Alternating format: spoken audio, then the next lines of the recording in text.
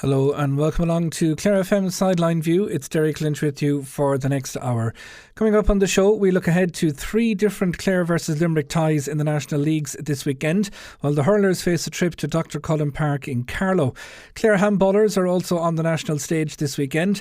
Colaiste Muire are looking for All-Ireland camogie glory, and Alan Troy will have Greyhound Focus too. Now, as the thoughts shift quickly to Rathkeale on Saturday evening, delighted to have Paddy Carmody with us to look back on Clare's second consecutive victory in the National Football League against Laois. You'd be hoping, Paddy, anyway, for anybody that's of a weak disposition of the heart, that we won't be looking at anything as dramatic as this for quite some time. Fantastic way to win a game, and it'll provide a fair bounce, you'd imagine.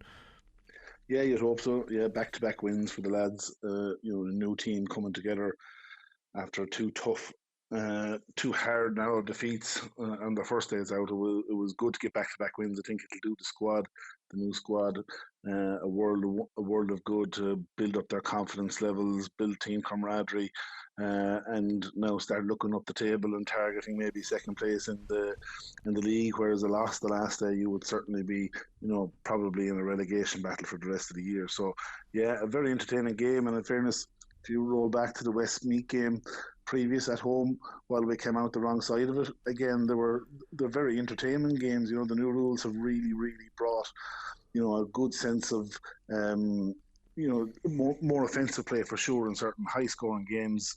Our lads seem to be involved in, and it's always just that little bit nicer when you come out on the right end of it. So yeah, it was very important to get the win the last day and kicking up a good score while doing so. And 24 points, I think maybe 3-4 2-pointers in that as well. A goal chance for Brian Mack, very unlucky, just flashed by the post. So if that goes in, you're talking 124. They certainly are not afraid to have a go. No, certainly not. And again, we saw it was early enough in the first half. The last day, Mark McInerney took a bad. It looked like it was a dead leg. He kind of took him out of the game, even though he got in through to the second half and he was still getting on ball. But when we kicked 24 points, and the way how important Mark has been to us for the last two campaigns, and he only tipped in with a 1 or 2 scores. That's even testament to our squad. Owen Cleary, roll back the years, give a savage performance, kicking 10 points. Aaron Griffin continuing his good form with, added in 6. Cormac Murray coming off the bench and offering that real threat. I think he potentially got us over the line. That bit of injection, we really needed that at the time, and he stood up. Delighted for him, because he's kind of been in and out of the team and panel in recent years, so that'd be great for him. And Jamie Stack to get the insurance point as well. So there was a lot of very positive things there from on the scoring front.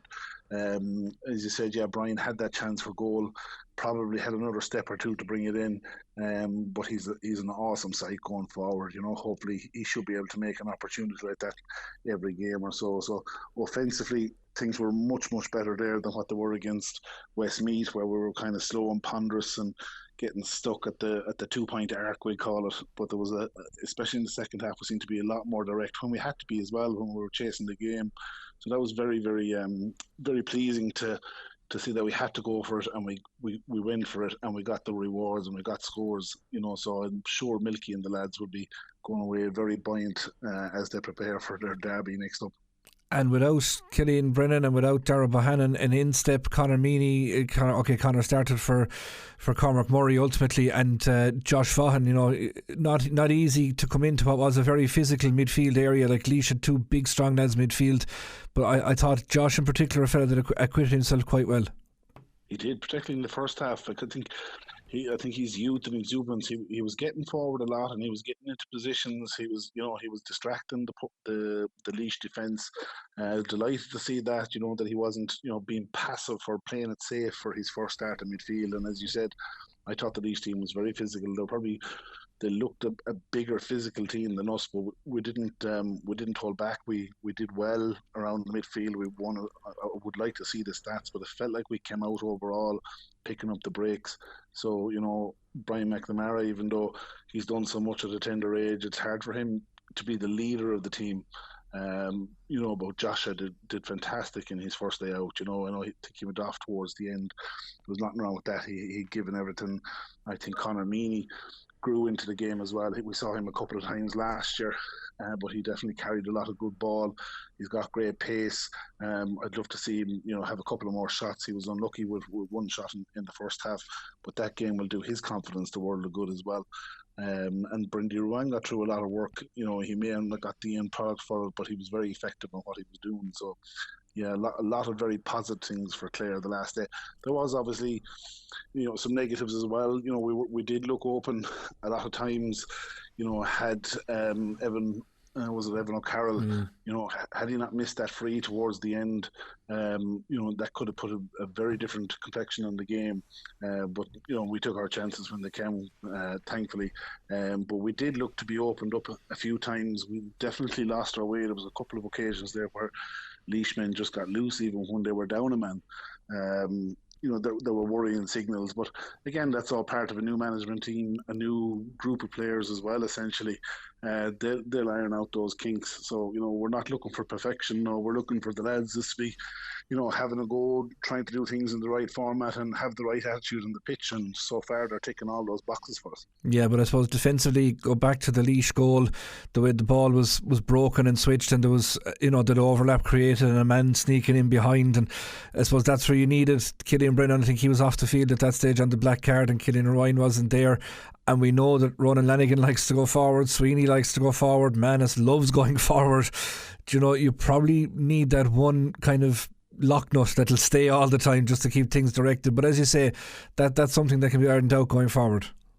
Yeah, it was like as though when Killian got his black card, and I'd love to say I was delighted with how Killian had played out in the half forward line. For a man that has played as full back for how many years for us, he definitely brings something to that half forward line offensively going forward.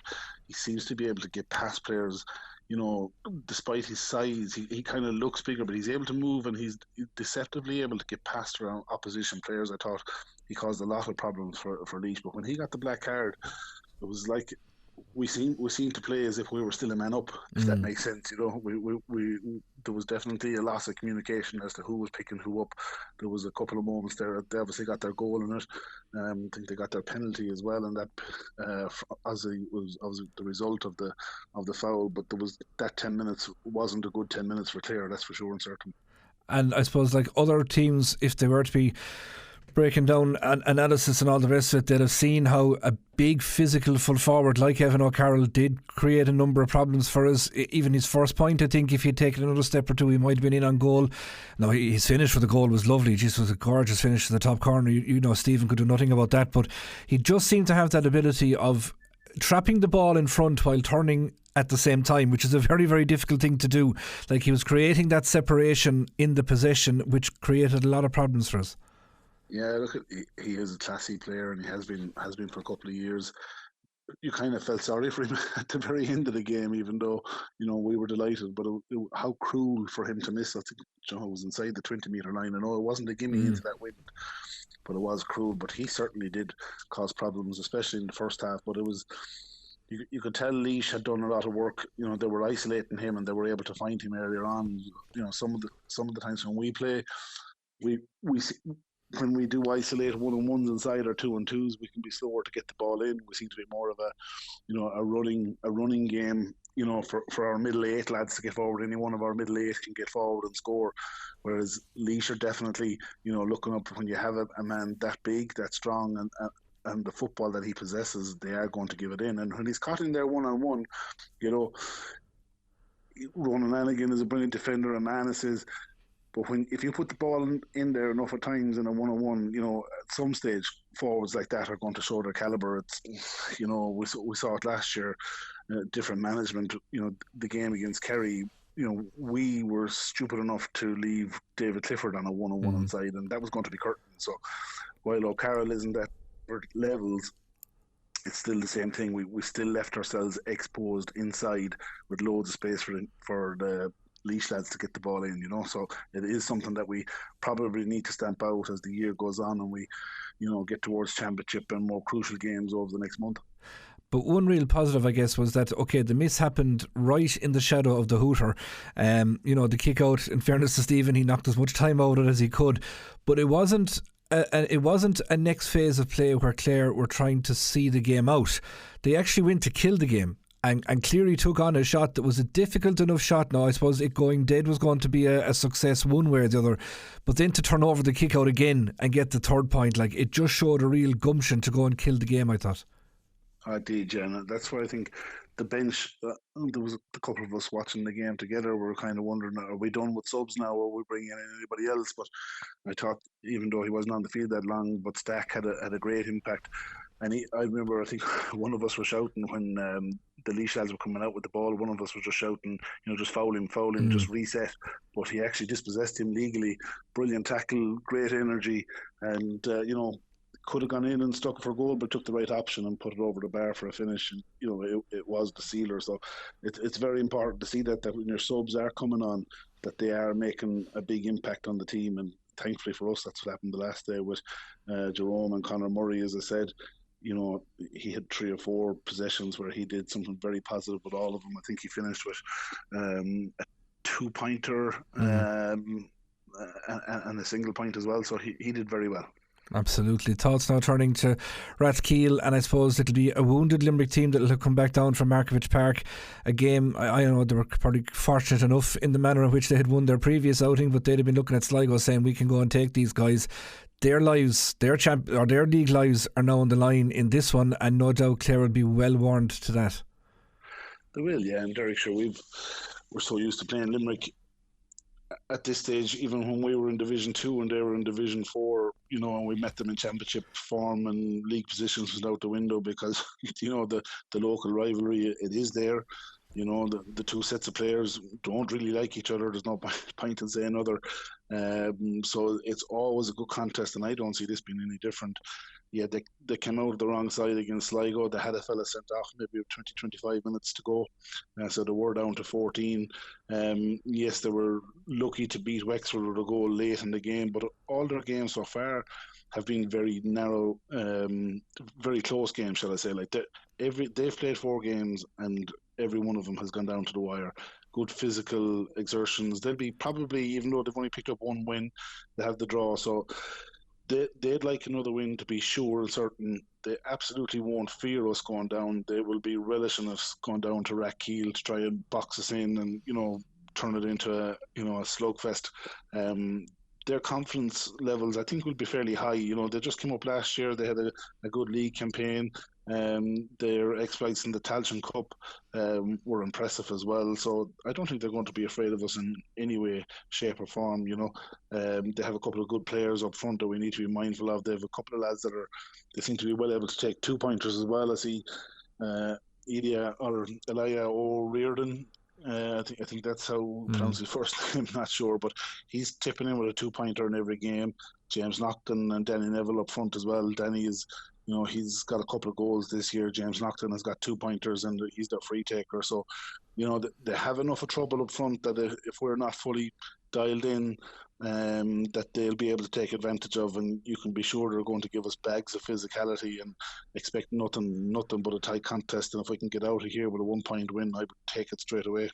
And I think another major string in the arrow of Jimmy Lee is Evan Telty in his backroom team, because number one, he's well able to break down an opposition, but 2, he knows the opposition inside out. I mean, he's the club manager of our club coach, indeed, of a number of the current Clare senior football panels. So inside secrets, I hope Evan might take a little step back this week, but I highly doubt it.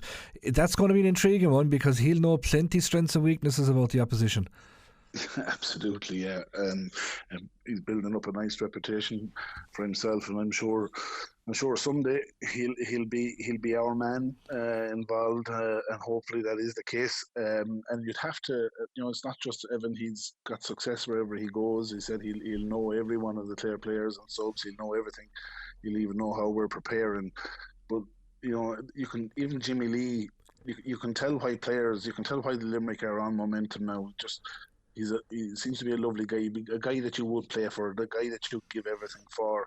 And if he's doing that, and he's bringing in top level coaches, that are proven coaches like Evan into his camp.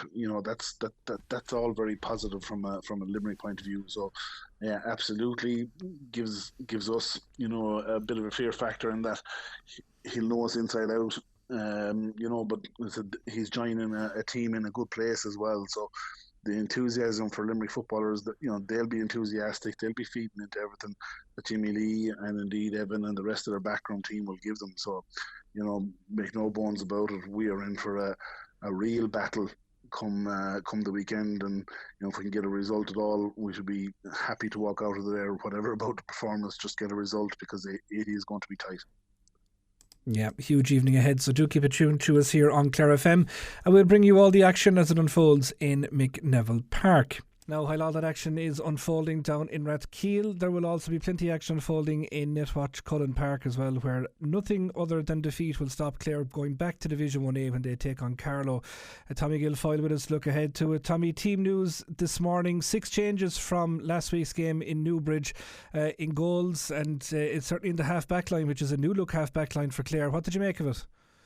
Yeah, look, I suppose it's par for the previous 4 games. Alternating the goalkeepers, keeping the spine, or 4 or 5 of the really experienced old heads, and then it's the introduction, one by one. And this weekend it's Jamie Milan's turn to make a start. He's been on the panel for the last two games. Got some game time, but he'll be eager to. I like the half back line, the look of it. Cathal Malone, David McInerney, and Jamie Milan. So that'll give the selectors an idea, of where they're at. And again, we spoke off there. The fact that there's 6 changes, our first impression was that it doesn't really weaken the team. Now, look, at that remains to be seen. But that strength and depth has been built, over the last 2 years, and in fairness to the management, they continue to do that. Well, I mean, you look at it from a full backline perspective. Like, Dylan McMahon is really nailing down his place there. Conor Cleary is well nailed down. You've Conor Lean, you've Rory Hayes, you've Adam Hogan. That's a lot of picking for one full backline. It is, yeah. But look at that. I think that's what. I think Brian Lohan after last week's match said we must find and keep finding new players. So, and it is one thing through his term is that he has given youth the fling, and if they're good enough, he stands by them. And that's a good way to be. That you're getting a chance based on merit. If you take it, there's a good chance you'll keep it. But look at it. It is a very strong team. Going down to Carlow, I think probably it'll present a different challenge to Clare. I think it'll be very physical. Carlow usually, have big, strong men. And I suppose, look at continue the progress, the incremental progress of the scoring ratio. I probably think they'll be looking at, keeping the free count down, because they have one of the best free takers in the country. On Saturday evening. So, and again, I would expect a big physical, tough game, no more than I would have expected it from Kildare last week. A lot of people, I think, in fairness, wouldn't have considered Kildare. I would have thought that this was a real banana skin for Clare last week. And look, it took them 40 minutes to get to grips with Kildare, but the old heads got them through. The impact of the bench, which will be crucial in that Munster Championship. But Carlow, under the managership of Pat Bennett, we'll know all these Clare players fairly well. I'd say that they'll probably set out to make it very competitive, keep it tight for as long as they can. And again, I wouldn't put it down to Clare last week being, taking Kildare for granted. I think, Kildare came out of the blocks very early, and I would expect Carlow to do the same. And then in the forward line, you're looking at Jack O'Neill, Tony Kelly, David Fitzgerald. That's the half forward line. And then you've Shane Meehan, Mark Rogers, and a first start of the year for Ian Galvin, who we know what he can do. So again, it's a front 6 that's going to take a bit of minding. Yeah, and look, you take out of that, that 26. Peter Duggan isn't there. Shane O'Donnell isn't there. So there are there are cues forming for places on the on the panel, number one, the 26, and on the team. So, and again, the younger players have added to that, the likes of Senan Dunford, Jack Kerwin, hopefully Jamie Milan, Kilroy came on, he'll be itching to get game time. Foodie in goals, he won't be happy to be playing every second game. So look at the competition for places only, can increase the levels and standards that we will be meeting down the line.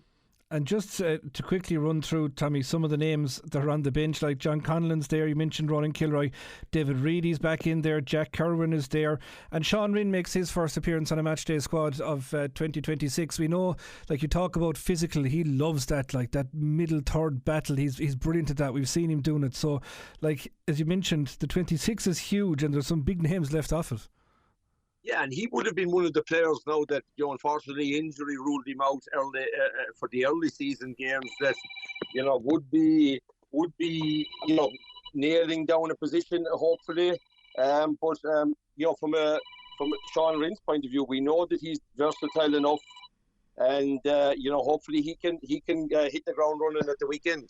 But from a Carlow point of view, like we know they've made big strides. You've mentioned Pat Bennett, and I think they'll be somewhat shocked by the result and the performance. Maybe the last day out against Antrim, they would have gone up there, I think, fancying their chances a little bit. So you have to imagine that they'll be looking for a response in front of their own home crew. Most definitely, it was probably one of the more surprising results of the weekend. I would have expected, the Carlow to pinpoint that game as being. But on the day, Antrim proved way better. So, yes, they will be smarting. And again, there's nothing to sharpen the mind than a big team coming to town. So I think, and again, when you lose one game, there's only one way to get back on the horse, and that's play the next game. So while it is clear and while it presents a big challenge, I expect Carlow to be, more and up for this. Look, they're at home. And no more than we've said all year, more than the likes of the Kerrys, the Downs, the Antrims. There's pockets in those counties that are, real hurling people. And again, they love Clare coming to town, not alone, to take on their own team, but to see, the so-called stars of teams higher up than them. And we saw the crowd that was in Kildare last week, and I expect there'll be, a nice crowd again there on Saturday evening. But just in a very nuts and bolts element, like as I mentioned at the start, a draw or a win here for Clare puts them into the 1B final, but probably more importantly, I think in a long-term sense, back up to Division 1A, like to do it with a round to spare, to take that bit of a pressure off. I think that's something, and the team would suggest that's something they're going to target. Yes, without a doubt. No, I mean, I think they've taken each game as it comes, and I don't see any difference. And even, as you said, we draw or we win. It secures our position, but that won't stop, Brian Lohan winning the Wexford game the following week. So, each game on its own merits, like they've done all along, and hopefully they'll continue to do on Sunday. Saturday. Yeah, Saturday evening, 6 o'clock. Just on the other, I suppose, big game that's coming in this division on at the weekend, like Antrim Dublin. Dublin now need to win, looking at the league table, to stay on that score difference track if they want to get back up and into the 1B final. So a huge game in store here. It is, yeah. And again, look at, I suppose, at the end of the league, coming towards the end of the league, your position going forward all depends on the last result, or maybe the last round result, or maybe you're taking it out of your own hands. It's gone out of your own hands. So yeah. There's lots of games. It'll be a moving weekend. You're either up, you're safe, or you're looking down. So a big weekend of hurling ahead. Yeah, certainly is. And of course, we'll be live in Netwatch Cullen Park on Saturday evening for that game. Full game live on our website, and indeed we will be crossing over and back to Rathkeale as well. So a very busy one ahead. Back shortly here on Sideline View. Now, as we say, it's quite a busy weekend of Clare versus Limerick action, and not just the footballers in Rathkeale, but indeed both female sides taking on their Shannon side counterparts in both the camogie and ladies football. Derek Dormer with us to look ahead to both of those contests. And Derek, we'll start with the camogie because they come into it unbeaten, a draw and a win on the board, and going down to Limerick now with a great deal of confidence for Eugene Foodie's side. Yeah, massive shot of confidence. The last two results, it was always going to be difficult, Derek. Away to Dublin, they were just down from Division 1A. We've kind of set a marker over Wexford in recent years, and it was good to continue that because their teams will be facing in the championship later on in the year. So good to get the results. It puts them in a really strong position. Limerick are unbeaten as well. I think that's for me, a false kind of unbeaten. The opposition they have played wouldn't be the same level as Dublin and Wexford. So Clare are far stronger position going into it than Limerick. And if they do win, I'd imagine that would basically secure a berth in the National League final. They would only have Offaly and Down to come, and with the greatest respect to those two teams, Clare should have too much for them, as Limerick had too much for them. So it's a big game for Eugene Foodie. Last time we played Limerick, I was highly critical of Clare in the park last year, where they came away with a draw, but I just felt they underperformed, and they let a golden opportunity to cement what I see is their superiority over Limerick, and I'd imagine they won't let this opportunity go by this weekend. They seem really focused, and I'd be expecting a comfortable Clare victory in the end after a tough battle for 40-45 minutes maybe. Yeah, I think he hit the nail on the head there with the tough battle side of things, because the weather not overly hectic, I don't think, this weekend. And Cappamore is a field that can take it, but it still won't be top of the ground stuff. But certainly Clare proved last week that they don't mind a bit of a cut in the toe, shall we say, in terms of the ground. So they're certainly well able to grind out results. They are, and look, they've been trying to develop a process, even under John Carmody and Conor Dolan before that, and with Eugene Foodie involvement. It's kind of like similar to the Limerick men's model, as in try and get short off the puck out, have runners off the shoulder, and don't be hitting aimless ball. Take care of the sliotar, and that seems to be Clare's approach wholeheartedly this year. It's certainly worked against Wexford in difficult conditions. Their first touch was really on point, was really outstanding, and once they had the ball in the hand, they had runners either side, to pop it off the shoulder, and Wexford just couldn't live with the pace and intensity that Clare approached the game. And I think that if Clare continue to do that, continue to develop the running, game, the short passing game, and mixing it up with being able to go along and direct to your Anya Loughlin, Ellen Casey, Lorna McNamara, whoever else you want to pinpoint at the edge of the square, they have several options, the camogie managing team, because of the level of quality of player in the county. I think it's been on an upward trajectory for a couple of years. It's just to continue that, and Derek, as well as me, winning is a habit. I know it's a cliche, but it breeds further success. Clare to win a National 1B title, get back up to 1A, it puts them in right stead. And I know from talking to him, Aaron Constantine is like gung-ho. He wants to go at the Munster Championship. It's a couple of weeks down the line, but they'll have Waterford in the park. He wants to lay down a marker at that. So they're thinking bigger and better things than Limerick. Yes, they're not overlooking Limerick, but isn't it great that they're thinking that far ahead and believing that they can do these things? That's all you want from an organisation, Derek. And you mentioned there about the players, like, okay, your younger players have had another couple of years of development, and the return though of the likes of Lorna McNamara, Myrne Scanlon, Darren Murphy in goals, like, it has just added both freshness and experience, because they're players that have played a lot of it, and they're just coming back in now that little bit hungry. Yeah, experience, you hit the nail on the head. And warriors, all those girls will go to the welfare. I mean, I know Darren Murphy'd hate to lose the coin toss, never mind anything else. And that's another good characteristic and good attribute to have. Lorna Mack has been just fantastic since she came back. She's she knows where the posts are. She's cool. Pressure doesn't exist with her. And all the others, the younger players, they're only all going to benefit from being around these players. And Andrea O'Keefe, Roisin Begley, there's some serious quality there, and it's great to see Clare Camogie, as I said, on an upward trajectory. Last year, All-Ireland quarter-finalists, National League finalists. This year, wouldn't it be great to win that National League and maybe win an All-Ireland quarter-final and break into the top four? Why not? We certainly have the players, and it seems like the management team are doing everything, and the girls seems like a really happy camp, Derek, and happy players play well. Yep, hopefully they'll continue doing that in Cappamore on Saturday. Derek will be keeping us up to date on that one. You'll also be heading to Limerick again on Sunday to the Gerald Griffin. You're definitely trying to punish me, aren't you? Sending me to Limerick a lot. Like, I mean, there are near neighbours, but like, come on, like, it's still Limerick. It's the shortest journey we can send you on, like, so I thought that wasn't too bad. Gerald Griffin GA grounds on Sunday afternoon, and you talk about a team releasing the pressure valve and lifting their shoulders a little bit. I'd imagine that Clare training camp was a much easier place to go this week than it may have been in previous ones. Yeah, you can't beat winning, as I said there, similar to the camogie, but this was the ladies footballers' first win, and not only was it their first win, it came against the All-Ireland finalists in their grade at intermediate level. It wasn't like the shambolic performances that had gone on, against 3 junior sides, albeit some of them decent junior sides, but they're still going to be operating at a grade below you in the championship, whereas Laois will have their eyes on All-Ireland intermediate glory after being beaten in last year's final. So for Graham Shine, Niall Hickey, David O'Brien, the rest of the management team, to get a performance like that from their players, still missing some players. Some players had to tug out for Barry Donnelly's side, who would have been on that Clare setup, and delivered their best performance of the year. It was a massive, massive result.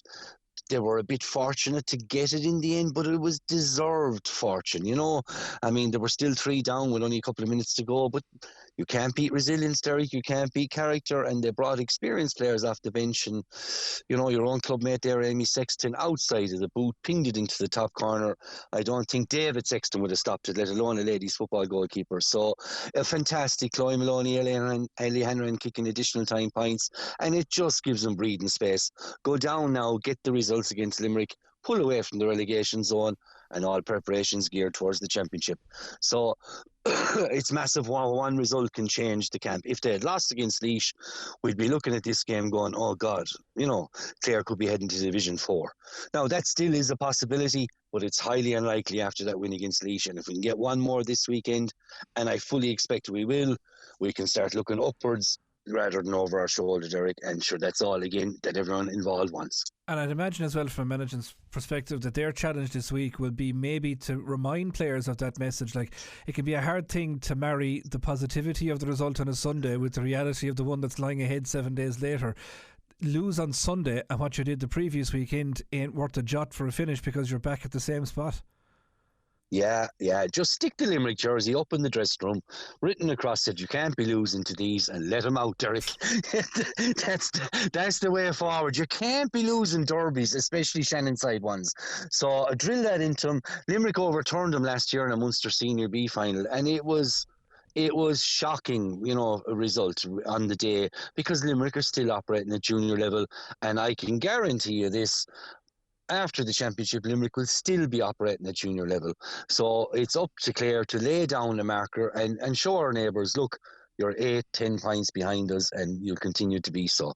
So that's what I'd be saying to the players. Hang up that jersey. You can't be losing to your neighbours. You'll give them a cup of tea and sugar and milk when they need it, but when they're in trouble, Derek, kind of push the boat home, as the man says, and go for the jugular. Yeah, because the win this weekend for Clare would more or less kind of relegate Limerick. They're pointless at the bottom of the board, so that's one relegation spot filled. And if you have 2 wins up, that those 6 points as it is in the ladies football side of things, like, it's very unlikely you'll get caught after that, with games still to come and a little bit more bounce to come as well. Yeah, and look, Fermanagh are no great shakes. It'll be a trip to Fermanagh, but Fermanagh have taken a couple of clippings from Antrim and down as well. So, the Laois game was a massive, massive turnaround. I didn't expect it because of the quality opposition. Laois are a decent side, but Clare, strangely enough, played their best against the best opponents. Maybe there was an element of, when you're playing these junior teams, of they weren't fully focused. I don't know, I'm not in the camp, but it was 3 shocking results leading into this. That was all put to bed, but it'll be swept completely under the carpet if we can get a result against Limerick, and a comprehensive one, as in, it doesn't matter if it's 5, 6, 3 points, so long as it's comfortable, so long as Clare lay down a marker and show that we're in a far better ladies football team than Limerick. And I mean that with no disrespect to our nearest and dearest neighbours, Mr. Lynch. Absolutely. Just one final thing, was listening back to your interview with Graham Shine afterwards, and I think it's the most bullish I've ever heard him. You know, even his line of "By Jesus, we fought today." It just felt like that there was a weight lifted off his shoulders as well, because you've been involved enough in management teams. You think that everything's going well, and for some reason the weekends just don't live up to what you've seen on a Tuesday and Thursday. So they must have been scratching their heads as well, wondering what's it going to take here. Yeah, and I think for Graham Shine, it was like as if he'd, kicked a 2-pointer from 50 yards himself to win it with the last kick of the game. That's how much the pressure valve was released. It was just like letting the air out of a balloon, completely brought down, and he was buzzing. He was absolutely buzzing. And look, I've been one of his critics, but he, in fairness to the man, it has never been personal, and he's always given me time to speak to me before a match, after a match, and everything. And he's been honest in his appraisal of what has gone on and what will go on. You can't ask much more for him, but I'm sure he slept a lot better, last Sunday getting that result. And I wish him success. He's with that Clare team now. This is his third year, second as manager, but he was with Wayne Freeman before that. He has a love of ladies football. He's given up his time. He's travelling over from Kerry 3 times a week. And while criticism can be harsh at times, sometimes it's deserved, but more often than not, it's only all in the purpose of the betterment of the game. And Graham Shine recognises that. And I was delighted to talk to him last Sunday after the game, Derek. And he was a happy man. And you were right, he was bullish and he had his shoulders out and he was ready to go again. And if the Kerry junior manager had said to him, "Come on, Graham, we need 20 minutes," he'd have got into the car and togged out for Kerry. He was that happy. So look, that's what winning does, and I was delighted for all involved, him, the rest of the team, rest of the management team, and all the players. Yeah, well, hopefully that winning momentum and positive mood continue this weekend. Derek, thanks very much indeed for that. Now it's another big afternoon for Colaiste Muire in the All-Ireland Colleges Junior B final. Delighted to have Aidan McGuane with us to look ahead to it. Aidan, it's obviously a road you've travelled before, but this time you're going down it as Munster champions. Does that add another bit of pride onto it, I suppose? Well, Derek, thanks for having me on. I suppose we were here 4 years ago, but I came through the back door. So, it does add a little bit more pride, and I suppose maybe the girls have a little bit more confidence going into it. But really looking forward to it now. Coming up against Kilkenny opposition, we're kind of a little bit in the unknown, but they've had some impressive results, so it'll be a tough game, but really looking forward to it now. Yeah, and a good positive performance that you're coming into it off the back of as well.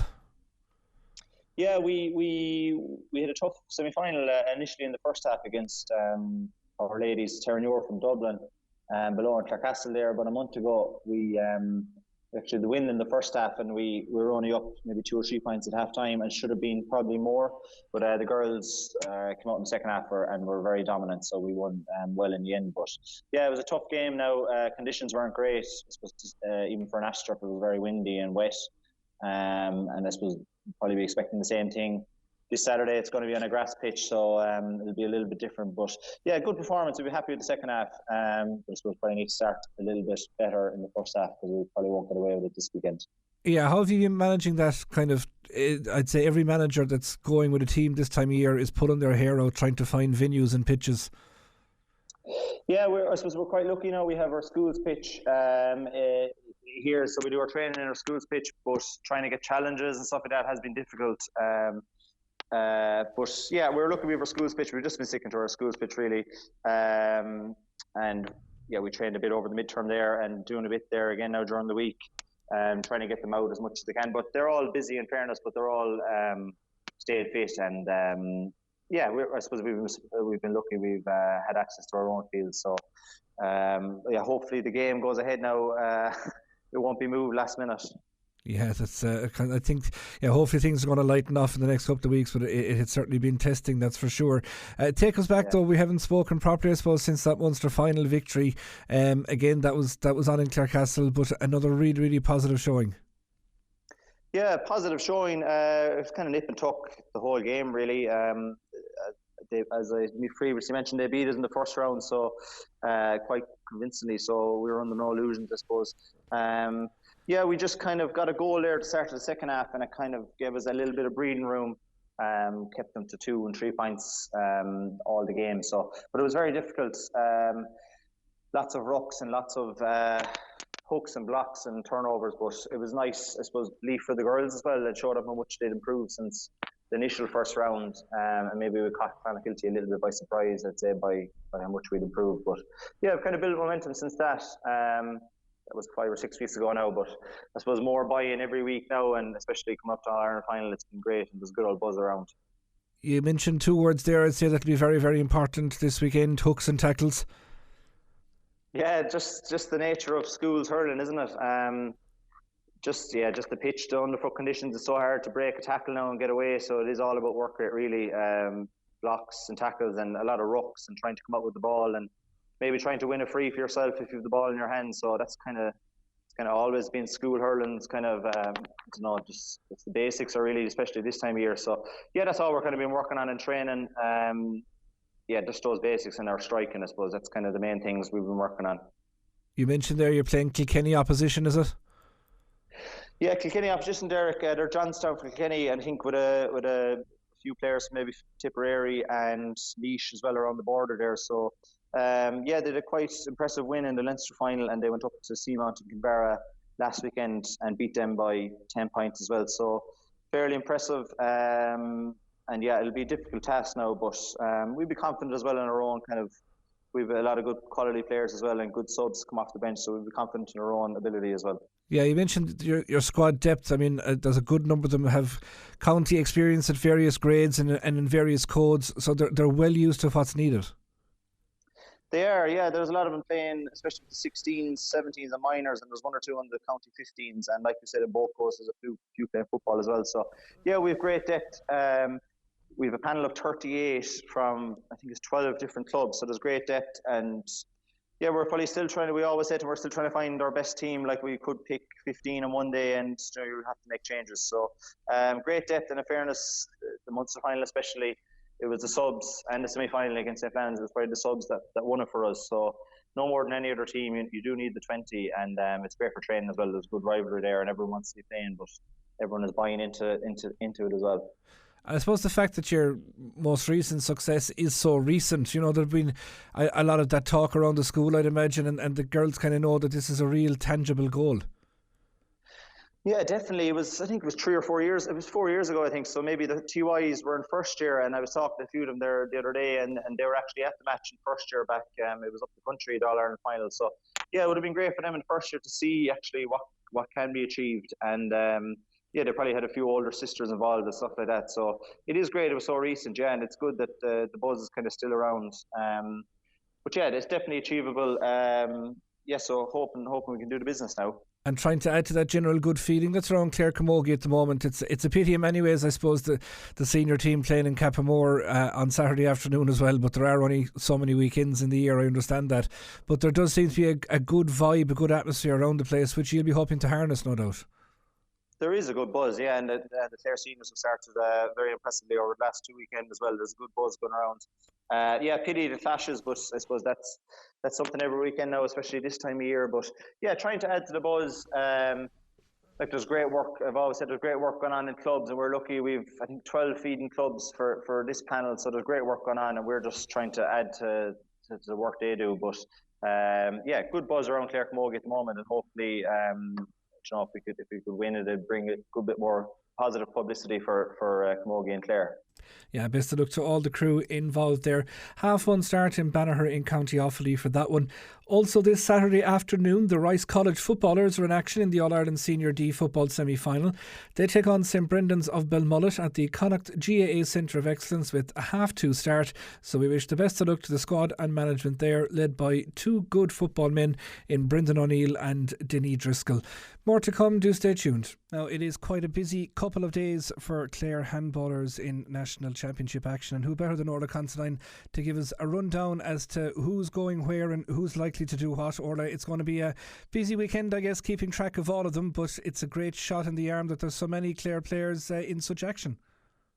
Yeah, it is. I suppose over the last couple of years we've been used to the juveniles having busy weekends, but the fact that there are All-Ireland semi-finals and quarter-finals in Croke Park in the National Handball Centre over the weekend, and that there are 10 Clare players taking part that were in the quarter-final stage of the men's and ladies' senior opens.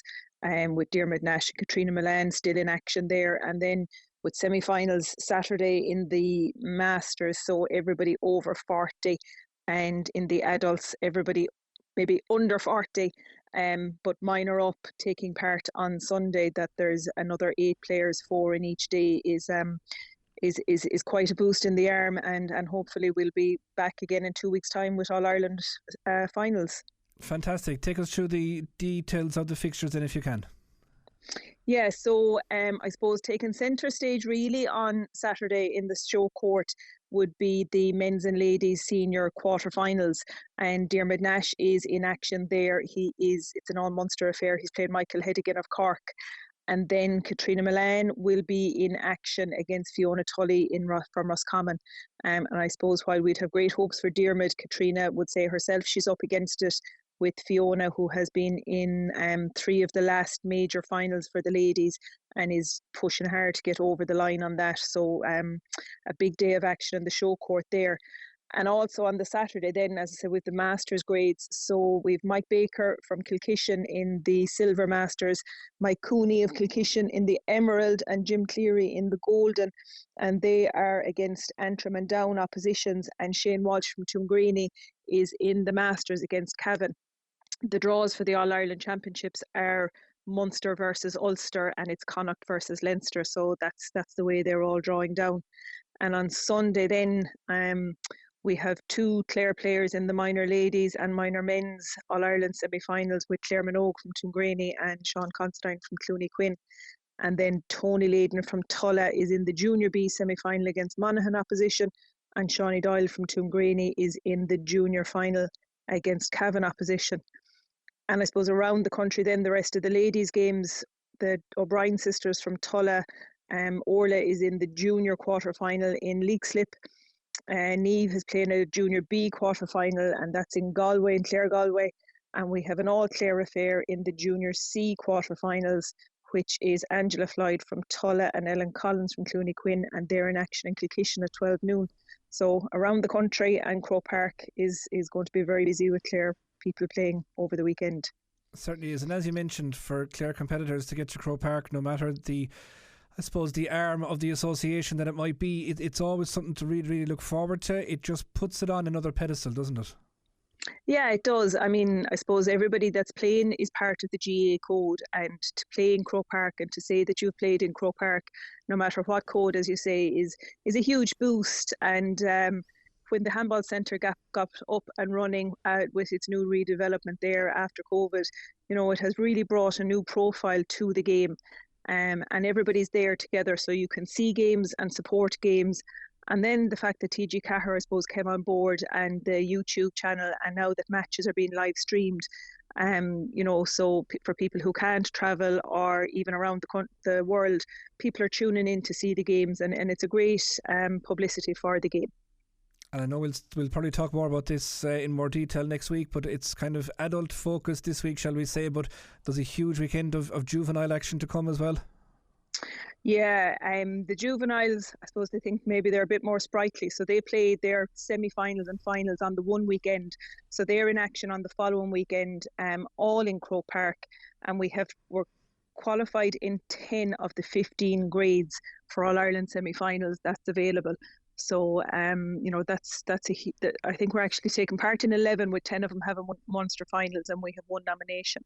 So that's a huge Clare representation out of Munster. Again, they'll play Ulster opposition on that weekend in the semi-finals on Saturday, and hopefully we'll have a share in the finals on the Sunday. But again, a huge opportunity for juveniles to get to Croke Park and play in it. There's great excitement. Fantastic stuff. We'll be keeping a very close eye on it right across the weekend. You'll have a busy time, Orla, no doubt, but thanks so much for taking the time to have a chat with us. Yeah, great. We'll send on the results. Yeah, if you could indeed, that'd be mighty stuff. Orla, thanks very much indeed for that. Time now for Greyhound Focus and Alan Troy. Good evening and welcome to this week's Greyhound Focus. Friday night last at Galway Greyhound Stadium proved to be a great occasion for young trainer Colin Fitzgerald from Tullerbrack, as his troops recorded a treble of victories. First in the winners' enclosure was Hollywell Raptor for the Stone Mad 2 Syndicate. A son of Kinloch Bray and Hollywell Samba, this was his first career success, and the winning time was 29:43. The Kilcolgan Castle Connacht Derby 550 is the main attraction for the next few weeks at Galway, and the first rounds commenced Friday night, and Cullum had 2 first-round heat winners with Flyers Mini and Termana Hunter. Owned by the 00 Syndicate, Mini recorded her 6th career win in 30.66, and she is a daughter of Ballyhimmick Jet and Liscarve Lila. And Termana Hunter, who is owned by the Kilmahel and Curra Clare-based Supping Away Syndicate, notched his 9th career success in 30.79. He's the son of Ballyhimmick Jet and Termana Jetty. On Saturday evening, there was 2 winners from North Clare. Substance recorded career win number 7 for Michael Malone in 29.75, and Liscanners base trainer Declan McDonough was in the winners' enclosure with Not So Bad Now, who took the honours in 1942 over the 350-yard strip. A large crowd is anticipated at Partick's Well this weekend as the 2025-26 coursing season comes to a close. The main feature, the Una O'Sullivan Memorial Irish Cup, has a very competitive field of 64. And after today's first rounds, Coverbridge carries the hopes of a Clare victory for Declan McDonough and the Murty McMahon-led syndicate, the Clare Middleham syndicate, which owns Coverbridge. That's all for this week, folks. Slán agus Bannock. Alan, thanks as ever for that. That's all we have time for this week. Don't forget our new sports show, Sideline View Review, starts on Monday evening next, where we'll be reflecting on all the weekend's action, so do join us for that. The West Wind is next. Enjoy the rest of your Friday evening.